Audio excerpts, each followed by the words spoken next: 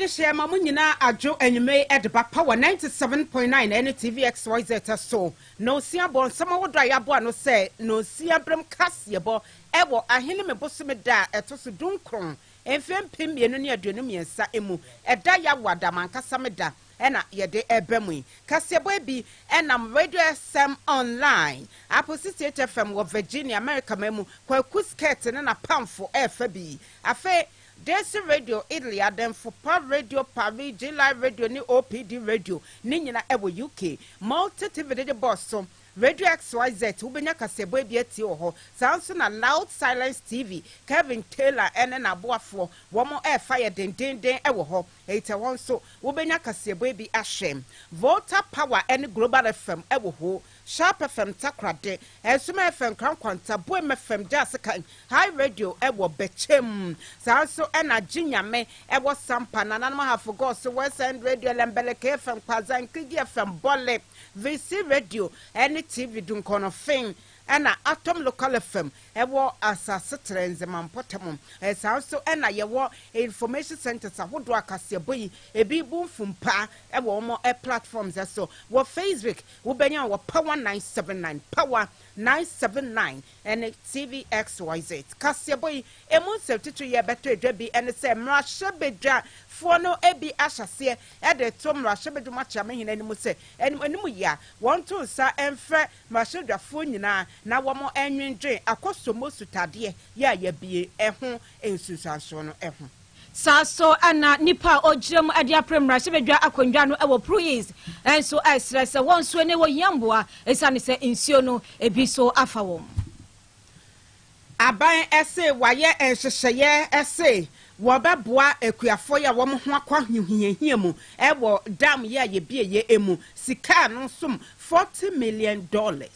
Saso ana chirachirafo a achirade wo basic level enso esrese ene abamode emboesa ne se enso yira afọ manfo ewo ayefra mantem no enye jinsanso bone ewo eye asuafo nkwara no eso Obra James de Chikwese a son of Mashebedwani contempt kwedu biya wode ball KT Hammond ewo ne nsensemi emu court abone bongalata tobe Wasansem yanso no wura KT Hammond ade abeto dwa se otemboa fortuna sam no so sabi odin sam no na koma atoniyem Ghana Bar Association eso HSA enya de a amayokuo bi akyehye omachi ewo mo edwuma ya wo mo edi ho Sika botin ade to mranti ekoto share UTV so no eyade eso a enya de betimi ewurawura nkrofo se omombo nsamkyerofo biom Ebusua ede ema enkan oba hima ya ene nananmato nsa afe no ekyesem na yie no ebre enru so womatu ede ahyeda sase aban ede ne ho ewewem ensem no ebika na mobete ewo Kasiebo emu enyumakwa wodo bi bo ye chidom na ye de kase yi ebremo yemfa seda emma Unicorn Car Rentals, Cross House Electronics Company Limited, Health Alert Clinic, Ebo Yitidom, Sabash Herbal Center, Amuzu Herbal Clinic, Kel 360 Toothpaste, Ruta Natural Products, and so Etayechi, Pentecost University, also Boyechidom, Medimosis Clinic and Prostate Center, Let's Talk Educational Consult, Ghana Health Therapeutics, Debbie Amekasa won't say Kasiebo, Ehana Ghana etie, Ehana Ghana eshe, it won't edraton dear pie eguso, found the brand near Monho de Roma, Fit mango yogurt, and watermelon yogurt, 3P garlic mixture, and a Spanish garlic mixture and capsules, woman yena eboyechidoma, yedeka. See esomo and you make Kasiebo mokotse beka for yade dwane yade somo eyeme be po so hima nana ya 41 amanfo call my agudie papa bi ladies dumbbells and afi akua kurantema afeyente Kasie no emu enchiremu Akosombo sutade ya abanya manpani akufuado edi animu womo eheda ebiemu na yenua na womo wofra mantemu ene ne mpotamo apoe mantemu fa baabi buru mantemu fa baabi enyam susuaso bone ewo mo so no ede womo akwahoyehia mo enya semketo apase ni padase ni wote won na wo sori a atade a wo pe na wo hye empabo a wo pe na wo hye baabi a wo pe na wo daduane a wo pe na wo die da kro ba kope na Dr. Mensa Otabel ICGC penny or dan no say ewiase wotume to aba ema nipa bonim ni ma ne sesa wo tebia esesa wa brabo say policies and answer ya wo de beba ekwan obefa so bu oman no e de ahokere ne ahohiahia na eba nti na wankasa wanu ho eye san hyehyɛ bɔne ne amamo bɔne na bi na my penny akufo adene na aban wɔn abuo ye nam so ama nei Akosombo tutade ye bieye wɔmanfo mo wɔ saa empotam nyina no wɔn di ensensɛmenya baabi ɛnfo mo tinto na tese aduane ne mpaboa ntade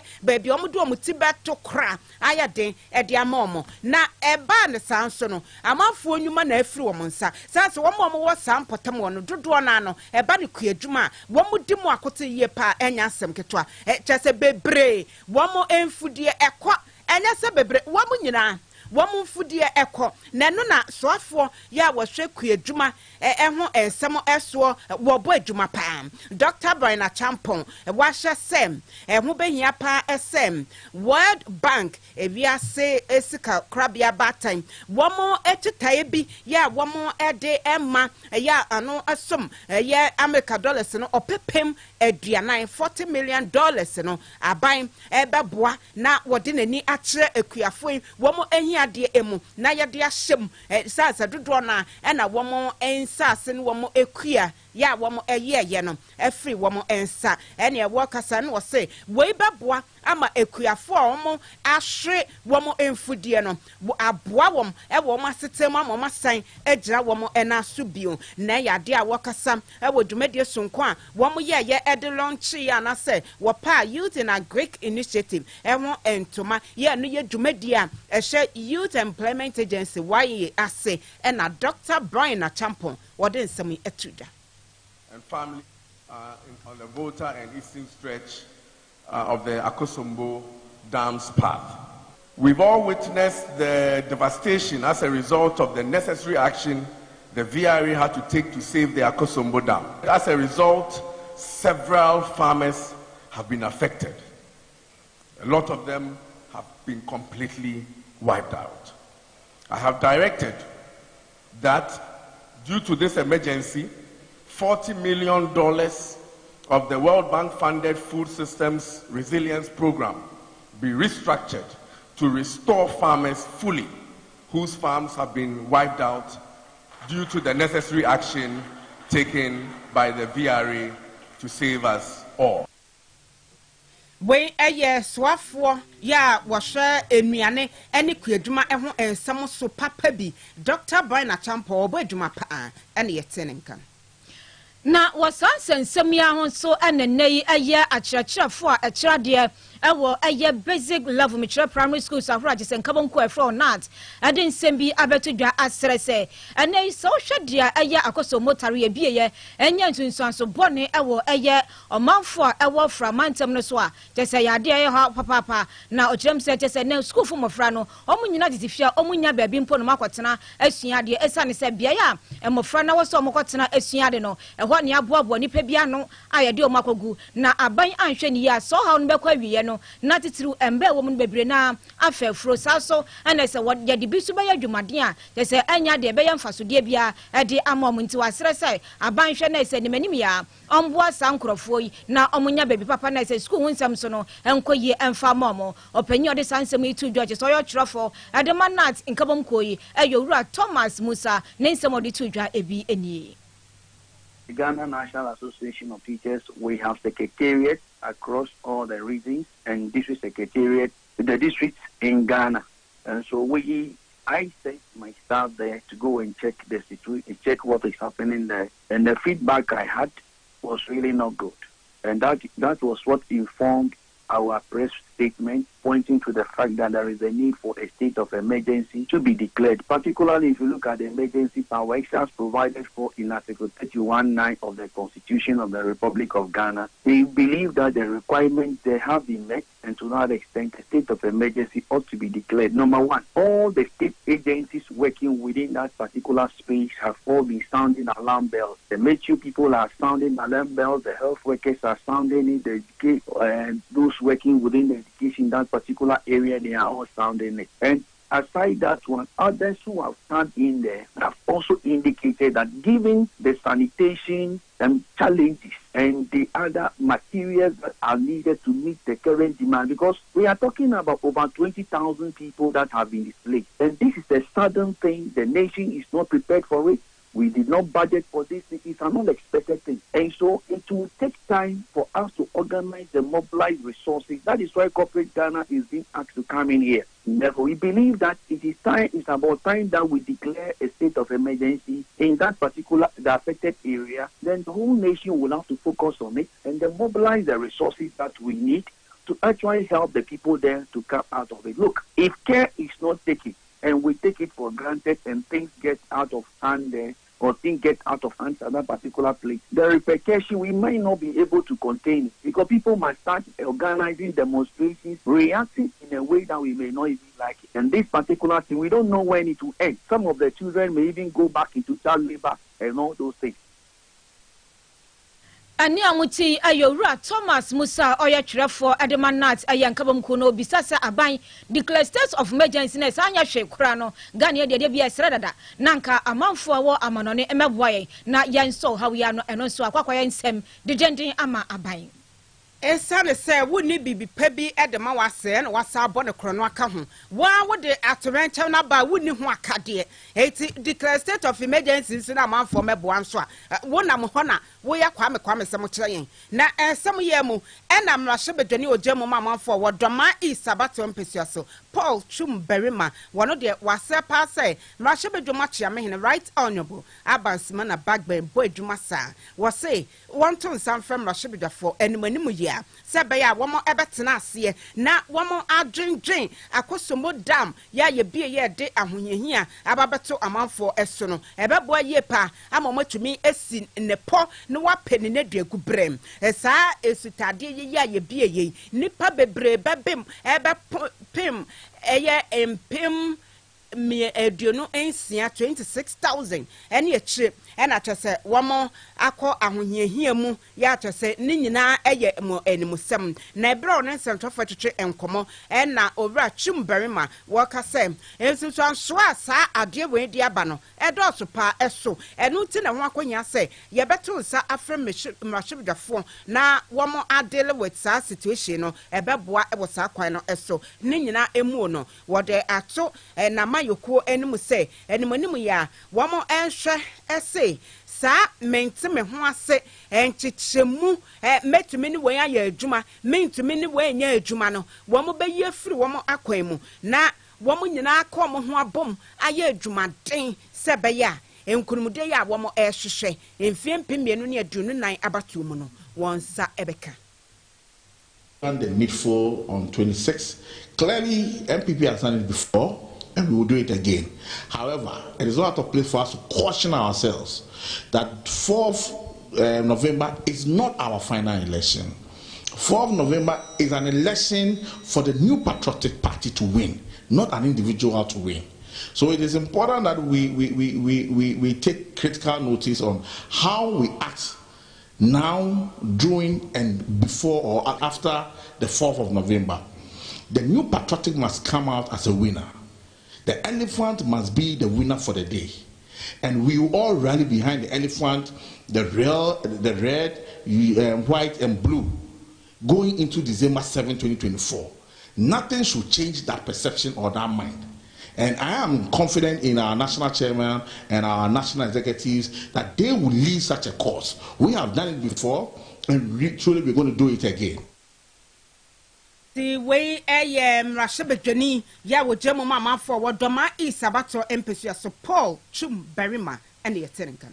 Yako aya pruis aya mpeswane so ewo aya bono east aya mantemu so amane ba beto gwa ane se omanfo ho no omonso ho achom ye papa anya asem kuma ni nyina ne se insu a efi asetuto na anu ana fe Akosombo dama ye bie no asanso anya nsunsanso bono ewo manfo a ewo ntem ho so papa anya asem kuma enam sayo so ema Imrashebedwani a ogina ade aprem Imrashebedwa kondwa no ama adehye wontem ho ewo NDC amyoku ni dim asre se Ghana fo ye kenyina katu ni framantem ko a ana se yesre dia ma omo no so ne no omo hiambo papa ne se nipa dodo na ena nsuo no apiomo atuomo ade afi omufiom nya baabi mpo ade omuti ato ani nti omasere se ganafo a nwumaku awra omunsam ewo bie no enkai emeye mboa emfam na werɛ wosam ne se ɔse wo ba ntem ho anya de anadmo se dwumaku no aba hɔ kra ade omani keke mpo abɛyɛ se ɔhaw bɛn ena manfo ne nemu ade mpo ene betimi ayɛ ade abo mo ensɛm a owura Emmanuel Kwakubuam ade tu dwa no ebini.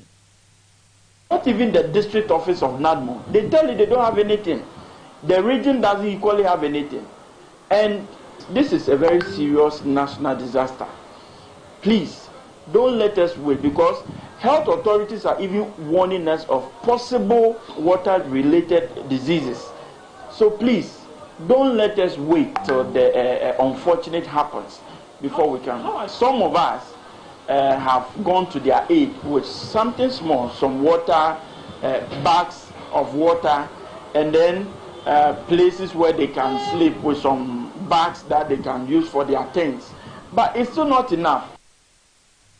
Na way aya dache embrashe bedwani papa bia o ginemu wo NDC amyoku ni dimu pro isa e wo bono apue mantemu e na yetene nka no. Wasigusu etie power enyume no siabem Kasiebo wo hweye e wo TVXYZ Facebook ye live e wo ho power 979 and afa TVXYZ sansona ye wo information centers afodo and platforms bebre ya wo mo efa Kasiebo ebi ye to so kon ensem fufrom ye de ani e be kire asemdi bia esa say ensem bi ya asen of mahebedwani James de Chikwese ne mra nimfo wo mo ekuchi ye de kwato court anim ese adanse asokwamra hwebedwani KT Hammond eyade a court enchi ne dedua esa ase ne nsem bi ya wokaye e de for no James de Chikwese ho wo bre ya na ye di na asem no enya de ya efa ne kwanu na ekame ese wo pentebo buaten se yenya ne mu se owura James de Chikwese na ye twenabo so ya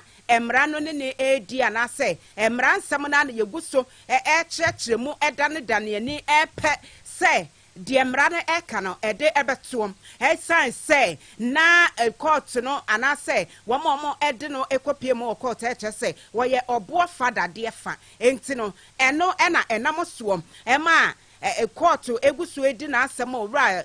KT Hammond enso ekoka bibi efa ho epache say oh na chesade no kra de court no wabu awie dada ebewie ase owura James de Chikwese ye bejele no I said my penny okufuado no so eye campaign wase no for koka bi sei na no na amranim fu ede kwato court anim afa de enem court etna ase ewo so a ne epiemu empenefo eka ye nyina ene sem asem no ye bone bongala tatunche sa say adanse die mapa yes yetumi nya ne ye de yensa ekuramu etre sem ovra KT Hammond contempt action no ebi eni ho afa etoso ebio over KT Hammond na sam ye woka ye no na nya de a wo pentamabu aten edi court nanim wo na tamu emu eti esa contempt of court na over James Chikwese nam na mra nimfo so epese wo mo ede cheche KT Hammond no eni nyina so enam so ama wo ma bone bongalat ato baby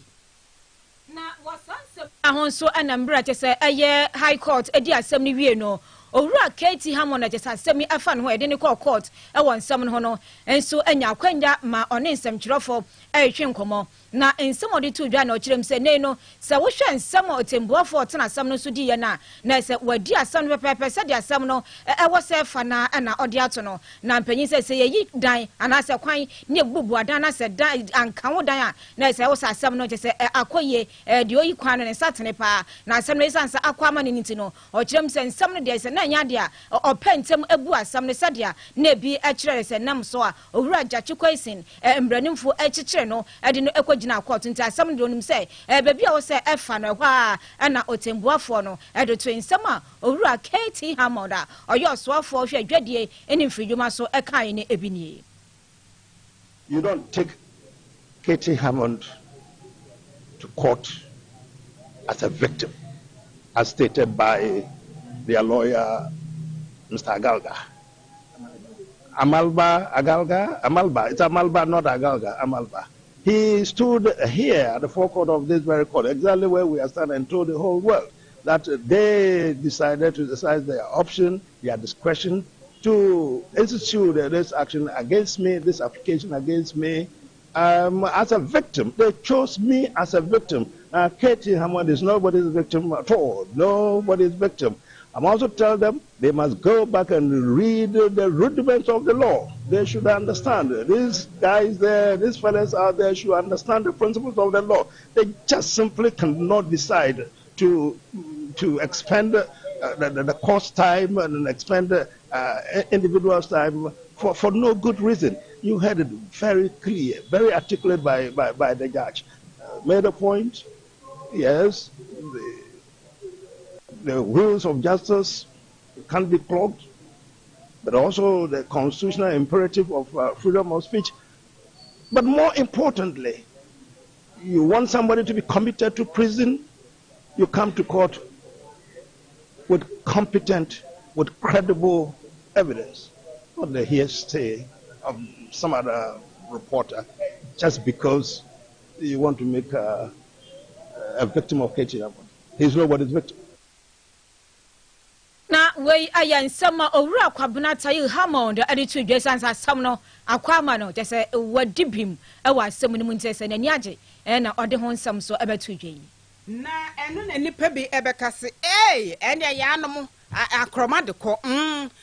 akoya te se kokofu bobo wuni anim ayem pasew eno na Ghana Bar Association o my Ghana ha eye aloyafo enkabom ekuo emu penipam yaw achampon boafo wode etu edwa etese enipa bi nsem o mokekeke na Ghana Bar Association de kama ese wo mo ne amayoko bi ne kona krana tese wo mo dampa ba akoso no enye no kre eti de amayoko ne beka no no wo mo eye no wasesa asem no eni nyina so na sei entama yade a tese de GBA Ghana Bar Association yade ya ye power more entansa and your left right center will be a cabichum SA na sesi ade enwo esi de pa na mo no kama esa mayoko ba kubidie wakasa na so wotu anamobia wono de na mudi akire na empo eba no atemo yi mu a atemo adwumanimu no na kama ese nipa ba ko de okokota de bi obedi bim saa ba ko nso bedi fosa eno so ye de no na no ena obra ya achampon boafo wode etu edwa atese esansam na omoka na nyina so bi anim sanse wo mu nyina gusu ye adwuma ehwe se eba no justice delivery na se attention ya ye benya ne papa pam na pepepe ye ebe ye adwuma enkoba se ebe chia ko efa bi benkuma na se nifa eti wo mu ye kasa no SGBA na se Ghana Bar Association de eye amayokuo bi wo mu no mo ene kona krana na se wo mu nyina efra entuma kro no wo sesa ensem no eni nyina so eba ne san so a emo ama yatemu adwuma no etumi nyina ne na so nti yenya sa ensem ne ka. Partisan colleagues give active encouragement and support for political hawks to insult and denigrate the leadership of the bar and judiciary. When such partisan hawks are encouraged by overtly partisan members of the GBA to insult the leadership of the GBA, it's not the leadership in office at a particular time that suffers. The image of the GBA gets smeared and its reputation lowered. Just as we are also clear, let me state unequivocally that the GBA under my administration is not an appendage of any political party. Eti Ghana Bar Association peniya wada no obra yaw achampon boafo ena no wakasa wasadi nani ehwe eba no fem agudie tuo ya ye nam kuntuna se kwan bone so etu no illegal mining and watch say abanye mawani na ho mawani na wapan na ya de sefata esan se ensem awodo bebra ba che se ye wo empanifo bi wa ban mu a wo mo etututu galamsey ni nyina ka ho bi ama che se ye bobre esai eso baby ase no na ordinary Ghanaian ene ye de ye nibre akogya wo mo eso no wo se eno de ensem fatanti aban hwe na wo mo a eba no galamsey a wo mo abi mu yie pa no ye yi wo mo pie mamra no wo mo di wo mo so akoroshe wo mo mu akote ye pa aban we ne esemate na meduka ye se my pani akufu adona na tai ho na nkasa no ene na chese ketase hye de nyasem ketwa mother serpent of corruption diabolo na chese we cobra nkasa e wo ketase hyem GBA say abanye boaban mu mpenefo a eba ne ketase sha wo mo ada no wo mo ho tese nipa bonfo mu dintintiman ewo mu no eyi wo mo pie ma emra ene wo mu ni that galamsey is contributing to deaths amongst children. Despite the efforts and assurance of government to deal with the menace, there appears to be a general consensus that not much has been done to effectively and roundly deal with it. The GABA holds the view that a lot more can still be done to effectively deal with the menace that poses a serious threat to our survival, especially in this period of climate change concerns. We call on government, political leadership, and key stakeholders to show more political will and integrity in decisively dealing with the galamsey menace. This can be done if the real powers behind the galamsey menace are identified and dealt with in accordance with law. Galamsey is a capital-intensive illegal activity. The heavy-duty equipment and other machinery and chemicals used in galamsey cannot be afforded and purchased by the young men and women who get arrested on galamsey sites. These hired hands are not the ones who grant entry permits into forest reserves. Galamsey can only thrive if powerful and influential persons in society are actively funding such menace. The reasonable and irresistible conclusion is that it is controlled and funded by a network of corrupt public officials, politicians, traditional rulers, and wealthy and powerful business interests. Indeed, we will be playing the ostrich without future if we pretend as we are at the moment. The government must be honest and bold and fish out these evil axis of powerful interest, engage in a wanton destruction of our environment, and deal with them decisively. Eti we ya lawyer for enkabom ko pani oda no owra ya wa champon boafo ene yetenenkam. Ba na wotwe amienu ane kakra ni na yenya ne ntese nipa bia na omoye MPP amioku ni mbebu ekoto share kasafre ba akoso aye UTV so a na ese dwumadi na omudi no omo se na wamasa dwumadi no ankoso na ne nyina ne se omususu se nipa ekotena sa dwumadi no so ensem omoka no enya de omoka bi ema MPP amioku ni aban ya oteso na bribia omunya kwanja ensem omokeka no aye kasantwe ni atendi nko a ese omudi nana ado ene ne mpanyimfo enam sayo so ese omokoto kwhye wa na nya asem kuma na ba ni se no ganafo nyina eka bia na yesere se embrantia ekodi sansembo na benya pa se embra ewo Ghana no beya dwuma esanse Ghana embra no emansa ntrofo hwan se omo yo madwuma wo mbra se obi antata omo obi ahurahura mo na mo beya dwuma je se enwote e de asom Ghana fo nyina enam sayo so maposifo ba mu eso mrantie bi mu a maako dunsi a yadi omo ekogina court na yadi omo kogina court na Ghana fo nim so wedie ye be twi omo so se beya nsanda ho bi a dankoma bi afoforo enkotu sa anamambo ni bi se wonkoto nshansam trofo so na mo makwa na nsam trofo etimi aye adwuma sadia ese efata ese wodi mbrantie mienu ase dunsi ekogina court a ase mo afi mu ba ne se court abom ka na se Ghana sika kete bi se nei ekita nsem kro na de komokola je se wunya nsesa kwansimpo na wodi abefie se 2,400 cities and I say a jiffy embranti enchen and I'm sorry so my nipa bebre akase ti ase da bi sa wo hwe asotwea yade ma sam branti ase nyadia ebo hu ase hu bia ewo mu and I'm sorry so my president ade ma Ghana Journalists Association owura Albert Jomfo so akasa kirem se wedie enyade se esefata kura namu no ode kwadu no abo aposifo a ewo yeso mbranti mu ebo mu kwadu so kwadu a yade bo mu na ise nyade emu odu ise kwadu bebre ho a anke betimi abo sam branti ise ebema asotwene emu ayeden na ise anka biti se unlawful entry ni ade nyina yade a ewo se yade bo mbranti obiti ni fie na onfra wo oma okwan na otimi bowura prekope ekwo ha adwe no ni nyina yade a ensem fata na nsem owura Albert Jomfo ede to dwa ewo sansemi ho no ebinie. While commending the police and the court for the speedy prosecution and conviction, we are of the opinion that under the circumstances and based on video evidence of the appearance on that fateful evening, the charges preferred against them were not far-reaching because their actions should have resulted in the investigation and attraction of the following charges. And I name them: 1. Unlawful entry. 2. Rioting. 3. Rioting with weapons. 4. Assault and battery. 5. Causing harm. 6. Threat of harm. 7. Unlawful assembly. 8. Offensive conduct conducive to breach of the peace. 9. Forcible entry. And 10. allegedly carrying offensive weapons. The charges of conspiracy to commit crime and rioting, in our opinion, are inadequate, soft-handed,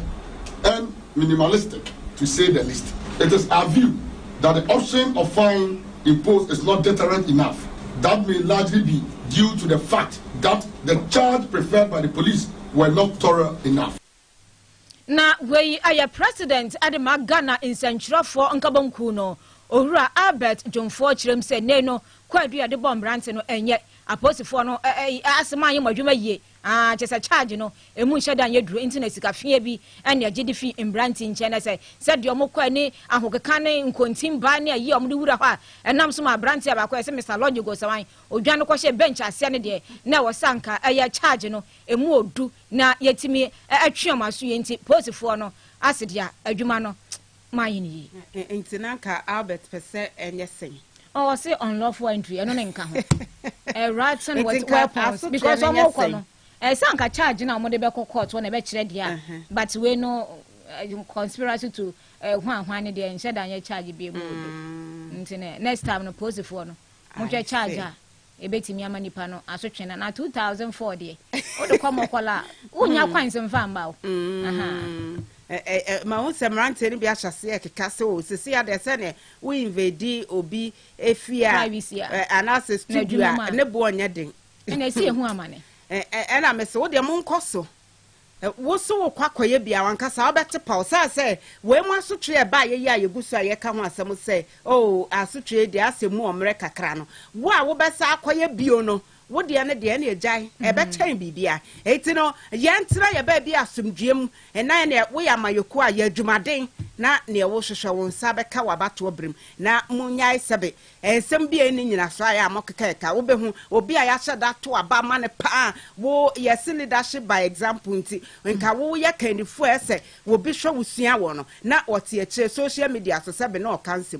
Oh, eti yansha ye pa. Na and someone on the Augusto at the Mamono, war power, and you may know Sabrum Kasiebo so and a fake TVXYZ, and you made it, Antak Hebel, young na woman asks, say, what boy a chidom near the Kasiebo, a bremo, or the Spanish Gallic Mister, and then a castle, and a bam. Was say, oh, while we now ask ya pija, what do son tentem, cholesterol be a boom, ya cholesterol bonning. No my draby, Spanish Gallic Mister capsules, na and will put an Indian and few amount now to embra, a banner, cancer, and hon someone, one my drabia, a boapam, a face Spanish Jinko capsules, and also a year Juma, Emma, Adreno, a boy ye palm, what your dear food sunny ye, Ama, one casa bibiana, will be the Naya from,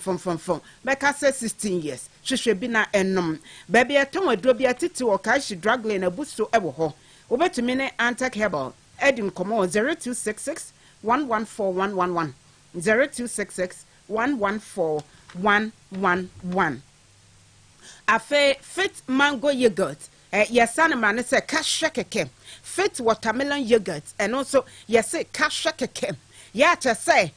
where yogurt son qua aba a drum swa. A boa a ya dinina, say, would do watermelon, a hodia winya a woman or say be pepe, and I would fit watermelon yogurt at here, would do mango, a hodia winya woman, say, been I would fit mango yogurt at here, yen fa, a fra, nasan fra, ye be additives, beer and kahon, etino, should be na edi. Wone wabusia muni jumedie bi ede dom eba dibi sanso ena korane kosko afabisha ne land box mu emano na wo pebi etu atonwa sika bi enterprise wala papa station number abafa 0243 968 151 0243 968 151 afe Ghana Herb Therapeutics eso ede Ghana Balm ena aba edwaman so eboa pa eyi ahotutu ofiri ho sasabron so etu ase afe wapo no wapo so eye wo ya ananse said ye kase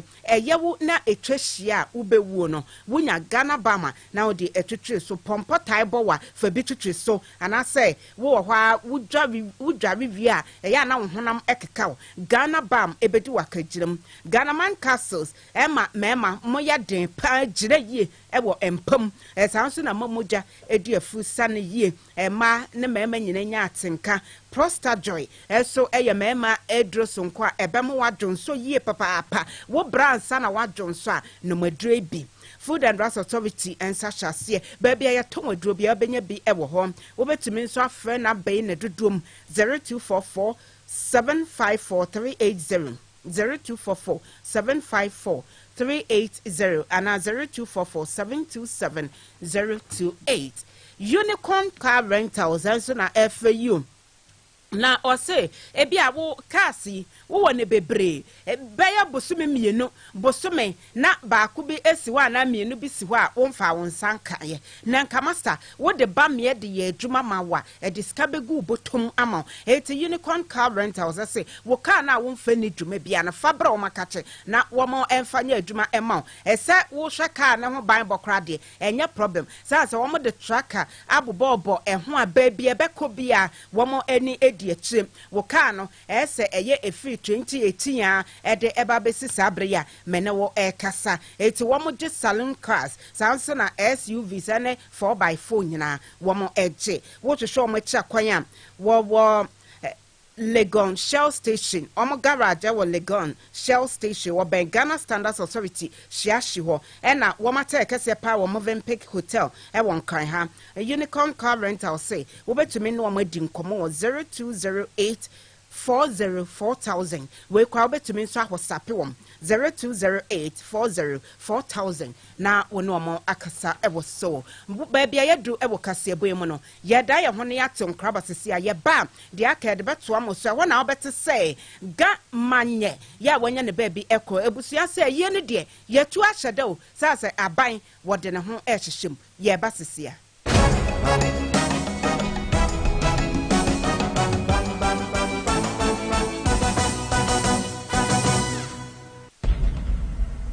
Say minim de yemi minam te kakra na mabre wo ha na meni subrim minan ni nyina hiti triti de bia wo yale me so wan do me so enye duro bia na eduro eja etro be ya bedema garlic mixture eno na bedo hwem na tie bedema garlic mixture we dey train we dey retire ni mema samun sun so ni we hia bedema big man capsule wo ho alaje no but them are big man capsule. I'm a virtual. Now, why can't I say honum that I won't pay ya, eh? Ah, madam, a day. Me yem etim na koko so hammy. A brag bedema co capsules a war. Bedema. Kono baby to. The patron pet bedema co capsules back. Aha, bedema garlic mixture. Any co capsules na men fanka omo big man capsule. Bedema garlic mixture. And mama dear, woman bedema co capsules. Big man capsules no embom. Bedema we dey train we dey retire. Amangwa say from mama just to me TZ. And trouble for friend to Zafi. Na jawo jwanti ana mani su chini me na ma ye bete na bi kire me medema me sana